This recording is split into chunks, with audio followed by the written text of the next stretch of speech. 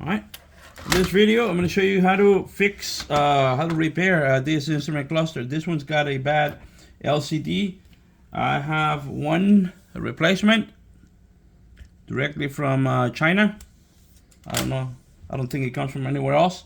So I was able to remove the front lens, the back cover. It looks like someone's been here before. There's some marks all over. But anyways, I'm gonna do this video. In order for you to replace this display, you don't have to do what I'm gonna do right now. You can just disconnect it from the back. The only reason why I'm gonna remove this gauges and take this thing apart, it's just in case you need to do anything else in the future for this. So what you're gonna do with these gauges, I always lift them up like this and then bring them down until they stop, and then you mark that position right there. Same with this, bring it up, bring it down, you mark it, up, down, bring it up, you bring it down, and you mark those positions. Okay, it's important because that's where you're gonna push this gauges back when you put it back together. Now, like I said, you don't need to do this if you're only going to replace this display. Okay, so once you mark those,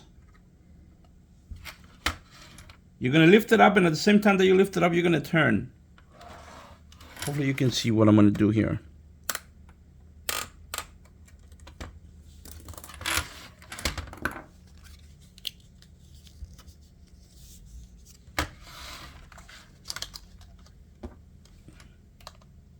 I'm going to do the same with this, but this one I'm going to turn down.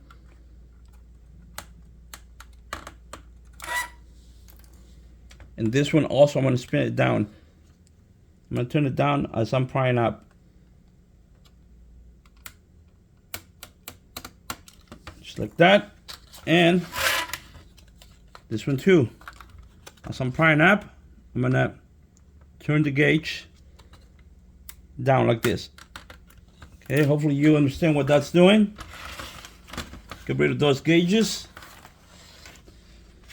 Now, to remove this screen, if that's all you're doing, working on the screen, you're gonna stick something in here to lift this up, like that, and then you're gonna pull this thing back, like in this direction, towards the bottom of the instrument cluster. There's a couple tabs in here. There's one, that's the other one. Then you lift it up and the thing comes out.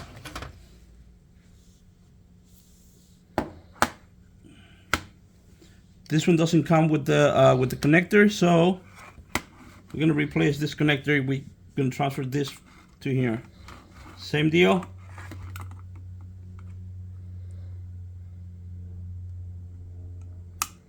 Lift it up and pull away.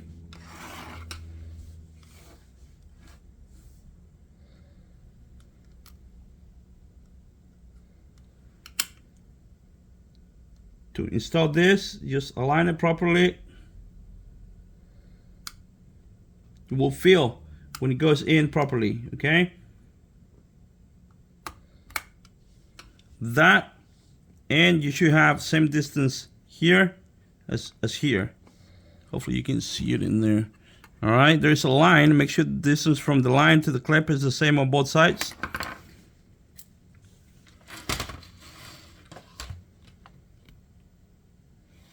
And before we stick it in there,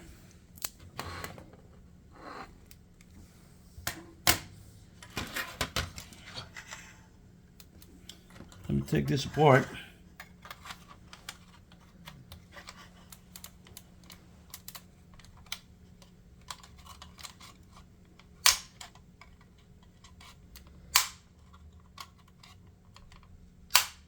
How you get so difficult?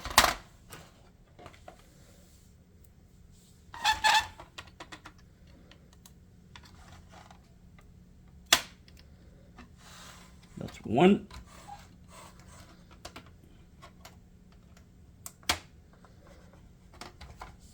the other one?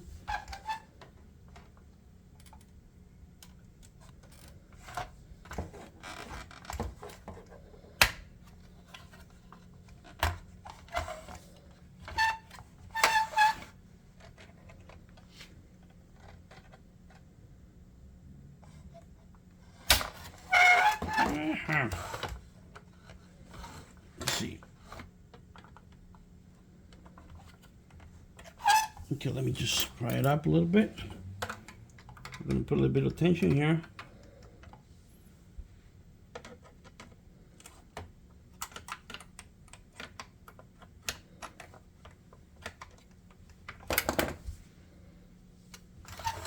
And I need something else. Oh, let me try this. Open that end.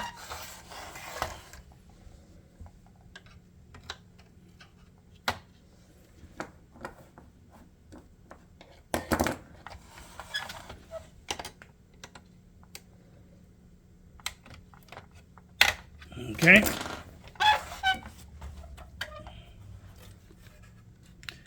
And that's the front of your board. You get to this point if you need to replace stepper motors. If there is an LED that went out, I don't think there is much else that you can replace from here other than that speaker. That looks like an EEPROM. That looks like an EEPROM. Let me see.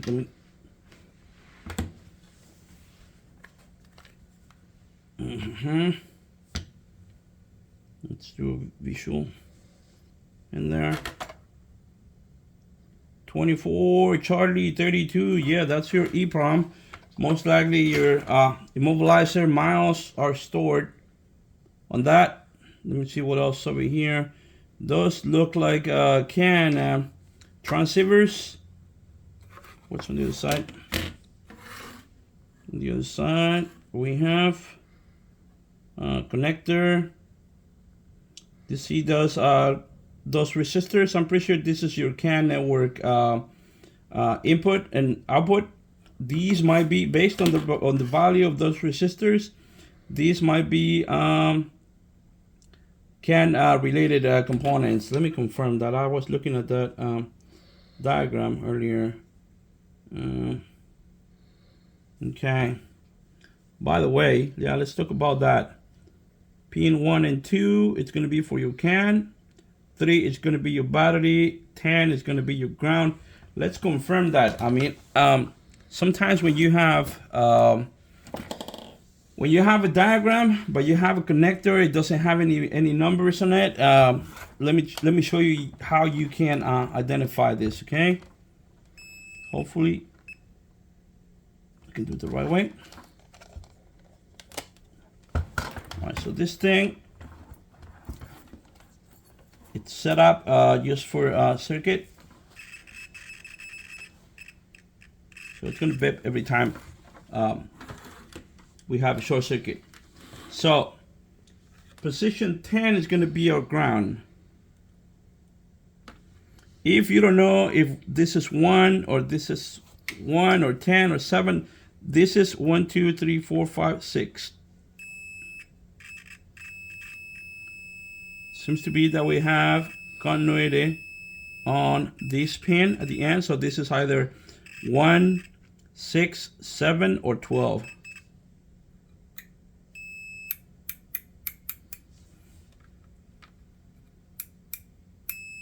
All right. There is another pin here. It's got continuity with the ground. So we got a total of 12, 6 on each row. So this would be 7, 8, 9. Okay, 7, 8, 9, 10. I'm pretty sure this is going to be number 10 right here. So let's see what 6 is. Let's see. 6 is going to be, it's also ground. Some kind of, what is this for? Sound system? I don't know what it is for. It might be just for the input for the buttons. Not important for this video. All right, let's check number 3.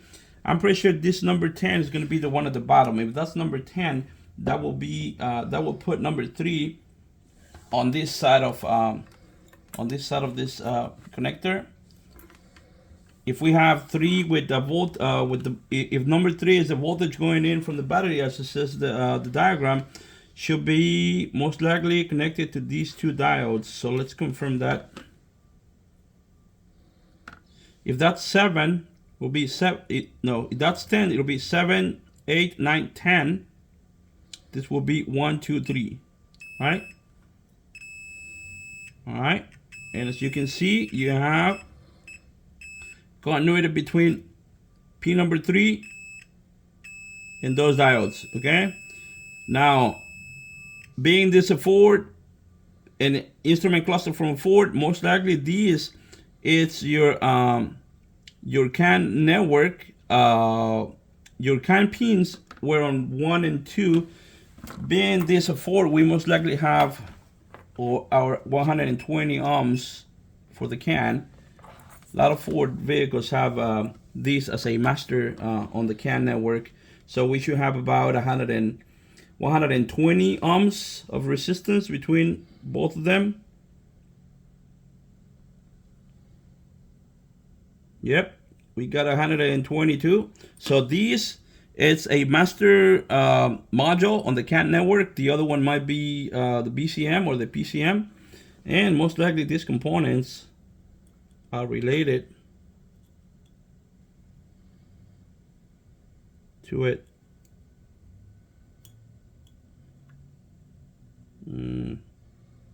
What's there? 122. This one's related to it. Okay, so this is the input. As you can see, we got 120 to the top, this second resistor. And we have continuity to this bottom. That means that from this bottom to number 2, it's going to have 120. Yep. All right. So these 2 pins, CAN network, and they go into these resistors. I'm pretty sure these go to one of these transceivers, and then they go to the microcontroller. Okay. So let's start putting this thing together. In case you ever need to power this up for any reason, I don't think you're going to be able to turn it on the bench, because this is a data-driven instrument cluster. That means that it doesn't turn on with an ignition feed. This one turns on with data. There is no more battery. There's one right there. Nope. This one goes to a switch. There is no other input with voltage. All right. It's a very basic connector. It's got computer data. You see that there's another network right here. This is for MSCAN. This is for ICAN. I'm pretty sure 4 and 5 is going to be the other set of resistors, the one on top. We're not going to test that.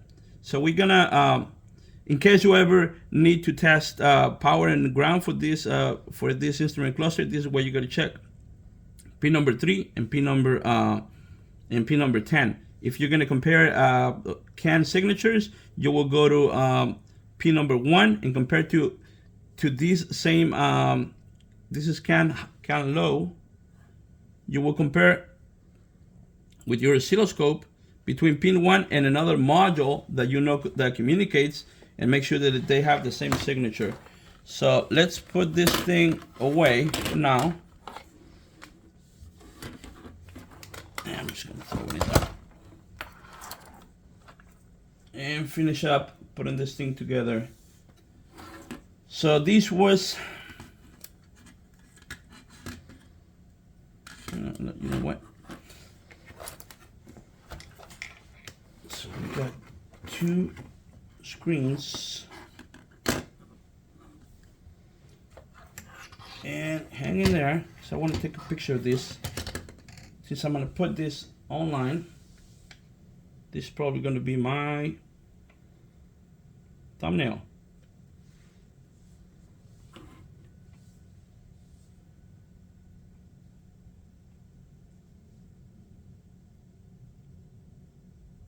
Yeah. Okay. So let's put this thing together.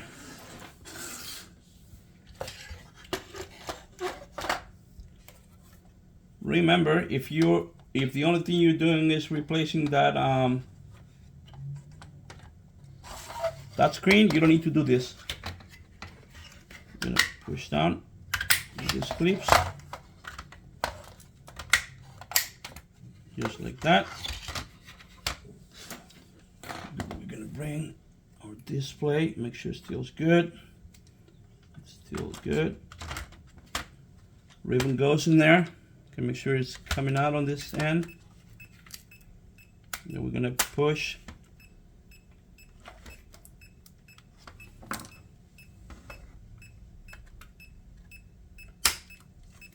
Push in there. And there. Okay, we're gonna remove this at the end. So that's the display in place. Now to put this in there, lift up this tab.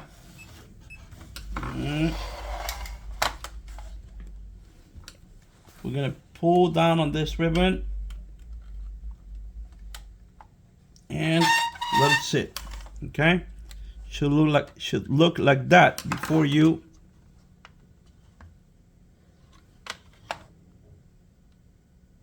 Nope, it shouldn't look like that. Hold on, it's not sitting properly. I know this thing is pointy, but I'm not putting any force with the tip of it, with the end of it.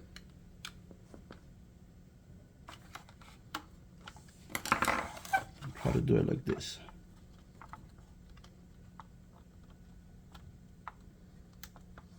Okay. Now it went in. Double check. We don't want to mess it up.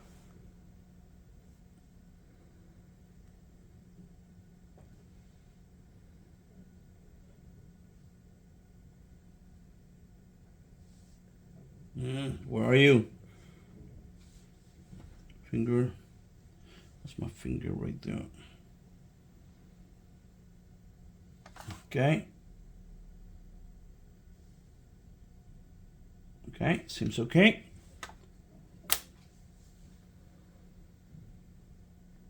Yep. So that's for the display. Now, remember those marks that we did? When you have a needle that can spin all the way around, you can put it anywhere. Go 360 and after the 360, stop at your mark. Okay, I don't have another way to explain it to you other than that, because that will work if you can spin completely. Okay, if you can spin this thing, turn it 360 degrees, you can put it anywhere, and then after you go 360 to the right in the direction of the line, you complete those 360, and then past the 360, you're gonna end on that mark. Now, for this one, we're not gonna go to 360 because I can feel that it stops right there. Okay, imagine we inserted this up here. We go 360 all the way here, and then we pass, and we end up at the mark. And it's going to be a challenge. Right on the money. So that's one.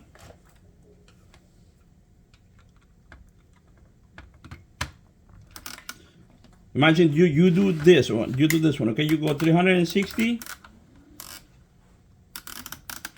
up there, and then you pass the 360, and you end up on the mark.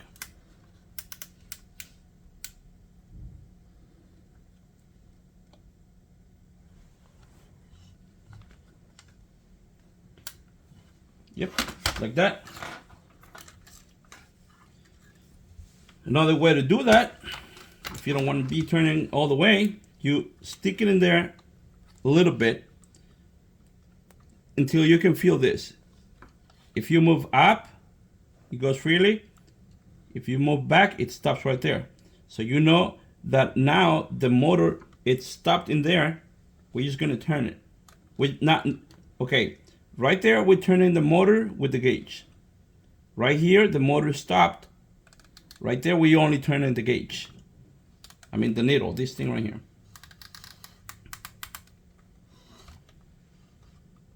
Yeah, it's almost on the mark. Past the mark.